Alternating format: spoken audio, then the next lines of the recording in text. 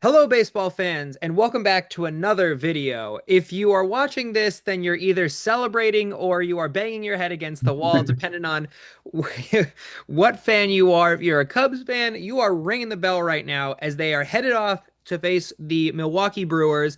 But if you're a Padres fan, you have thrown up your hands, and this is it. It is over as this game went, I think better expected than expected for the Cubs as we ended with 1-3 today. And Brandon and I are here to give our recap as always. Brandon, what did you think of the game today? I know you have some major thoughts here after game three of the wild card. Yeah, I mean, first of all, credit to Jamison Tyone. I've been on him.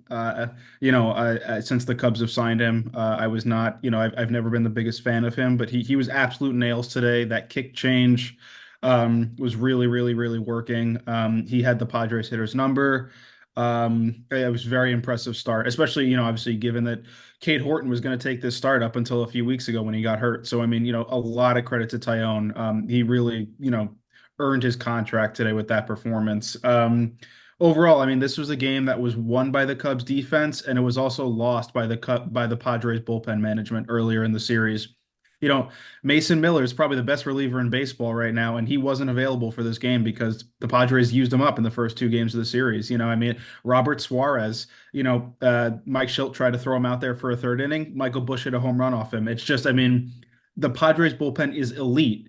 But, I think the Padres relied on it too much. Dylan Cease was dominating in game two, and they took him out early to get to that bullpen early. That workload adds up even in a short series. And, so I mean, just clearly the Cubs benefited from getting the starters out early from, obviously Yu Darvish only made it through an inning today. He really didn't have his best stuff. So, I mean, it's just, it's a credit to the Cubs for, even though obviously they couldn't hit the Padres bullpen in the first few games of the series, then they got to it. They made them work. They made those guys throw pitches and innings, and then come today, the Padres weren't able to give them their best, and barely, a ninth inning that we'll talk about in a little bit more detail in a second, but the Cubs barely squeezed this one out. Yeah, it was a really close game when you look at the details of it. I mean, what I'll also say is we were really worried yesterday about the performance of Jamison Tyone versus Yu Darvish overall as players. At the end of the day, if you look at overall at bats and hits between the two players, not only between Yu Darvish and Jamison Tyone, but the overall bullpen of both teams, the Cubs swept them in overall hits. Let's talk about hits for a second. The Cubs Mhm. got 13 hits off of the Padres. That is incredible considering the past 2 days of these wild cards, considering how low these numbers have been. I think the Padres only got like 7 or 8 hits Yeah. off of the Cubs bullpen. And again, considering how worried we were after Shota Imanaga's performance yesterday, this is a complete turnaround for the Cubs. Again, for the Padres, there's not much to say considering they're out of contention at this point in the race.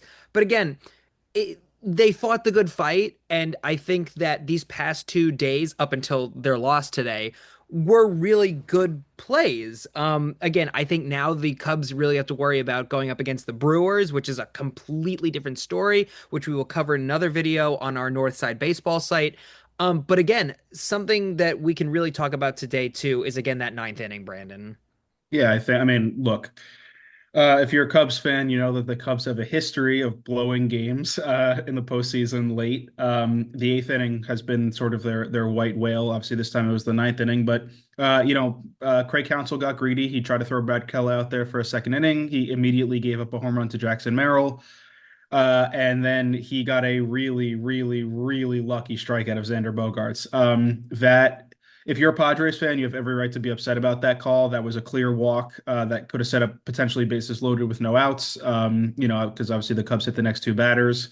But at the same time, yes, the Padres definitely got hosed in that ninth inning, but the Padres also only scored what was it, 5 runs this entire series. I mean, if you're scoring 5 runs in a wild card series, no matter how good your pitching is, no matter how good your bullpen is, you're probably not going to win. It's just, I mean, the Padres offense has been a question mark all year long. We saw it rear its ugly head for most of this series. I mean, really, I mean, you think about it, in the 27 innings that the Padres came up to bat, they had one important swing, and that was the Manny Machado home run. Like, other than that, I mean, like really, there was not a lot of impactful offense from San Diego's side. I mean, it's just, again, that's something that they're going to have to address over the offseason, of course. They're in a weird spot because they might need to cut payroll, and they have a lot of veterans. Dylan Cease is going to be a free agent. Who knows what's going to happen with him? Michael King as well. I mean, there's a lot going on there. But from the Cubs' perspective, this was a game won by defense. Dansby Swanson was unbelievable all series long on defense. Nico Horner made a number of plays. The outfield was excellent. I mean, this was a really, really, really sterling display by what is probably the strongest unit on the Cubs, and something that Jed Hoyer's taken a lot of pride in building. So, I mean, again, obviously the Cubs are going to go up against the Brewers now. The Brewers are as fundamentally sound as any team in baseball. Their defense is also excellent. Their base running, their clutch hitting, it's all great. So that'll obviously be a great series between two division rivals. But I think my main takeaway from this, other than obviously the Padres maybe getting a little hosed in that ninth inning, right now is just that the Padres have a lot of questions to answer this offseason. The offense was not as good as it should have been given the names, and they obviously have a lot of big guys on the pitching staff that are going to hit free agency. They might be entering a bit of a transition period. Yeah, I think I'm always an optimist when it comes to baseball, and especially as many of our North Side baseball viewers might probably know at this point, I'm a Cubs fan when it comes to being a journalist, but I'm an Orioles fan at heart. But what I always say after being an Orioles fan, especially this season, is that at the end of the day, when you lose something as big as maybe the wild card series, or really any game after so many for the Orioles at least, it's a learning experience at the end of the day, and that's what the Padres have to take away from this season. Like you said, there's probably going to be a lot of moves coming in 2026, and that's what I think we have to look forward to as Padres fans. Again, the Cubs have a lot to look forward to Yeah. in this next week. But as a Padres fan, you have to think about the overall season, right?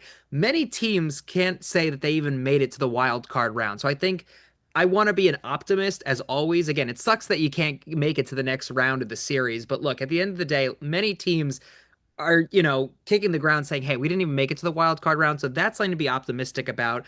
There's optimism to say, look, we lost, but also there's probably going to be a lot of moves being made. And you might have players that you love that are going to probably leave the team. And you're going to have players that are going to probably join the team that you're like, hey, this is going to be a great addition. So there's learning moments for the Padres coming up. There's going to be a lot happening this coming in the next few days for the Cubs. And this is a historic time for the Cubs as well, as many of you guys know. But as always, this game was incredible. We'd love to hear your comments in the comments section below, and we'll be responding to every single one.